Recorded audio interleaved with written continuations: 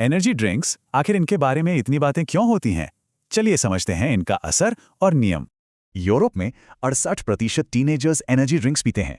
सोचिए ये कितना बड़ा नंबर है। ये गेमर्स, स्टूडेंट्स और युवा प्रोफेशनल्स की पहली पसंद है, जो बेहतर परफॉर्मेंस का वादा करते हैं। लेकिन सवाल ये है कि इन कैन्स के अंदर होता क्या है? चलिए इसके पीछे की साइंस को देखते हैं। सॉफ्ट ड्रिंक्स होते हैं स्वाद और रिफ्रेशमेंट के लिए, जबकि एनर्जी ड्रिंक्स दिमाग और शरीर को अलर्ट रखने के लिए बने हैं। एक 250 ml एनर्जी ड्रिंक में एक एस्प्रेसो जितनी कैफीन हो सकती है, जो कोला से 2 गुनी से भी ज्यादा है। रिसर्चर्स ने यह जानने के लिए क्लिनिकल ट्रायल किया कि इसका शरीर पर तुरंत क्या असर होता है, और स्टडी में सामने आया कि इसे पीने के फौरन बाद सिस्टोलिक ब्लड प्रेशर बढ़ जाता है। रिसर्च बताती है कि इसके सेवन से युवाओं में गंभीर दिमागी और शारीरिक परेशानियां हो सकती हैं।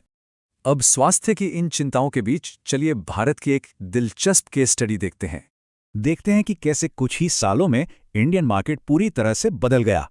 एक तरफ रेड बुल, एक प्रीमियम ब्रांड, दूसरी तरफ स्टिंग, जिसने कम दाम में मास मार्केट को पकड़ा। स्टिंग ने पेप्सी के बने बनाए इंफ्रास्ट्रक्चर का इस्तेमाल किया और अपनी लागत बहुत कम कर ली। और नतीजा? एक बड़ा बदलाव। स्टिंग ने मार्केट का लगभग 90% हिस्सा अपने नाम कर लिया। तो जब खपत इतनी बढ़ रही है, तो नियम बनाने का काम कौन कर रहा है? यूरोपीय यूनियन लेवल पर बच्चों के लिए एनर्जी ड्रिंक्स पर कोई खास बैन नहीं है।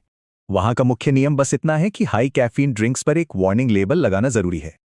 लेकिन कुछ देशों को लगा कि सिर्फ एक वार्निंग लेबल काफी नहीं है, और उन्होंने कड़े कदम उठाए। जैसे लिथुआनिया, लातविया और पोलैंड, इन देशों ने 18 साल से कम उम्र वालों को इसकी बिक्री पर रोक लगा दी। साइकोलॉजिस्ट एरिका चियापिनी के मुताबिक इसका असर सिर्फ शारीरिक नहीं बल्कि मानसिक भी है। और यहीं पे एक बड़ा सवाल खड़ा होता है। एक तरफ है पर्सनल चॉइस और दूसरी तरफ पब्लिक हेल्थ।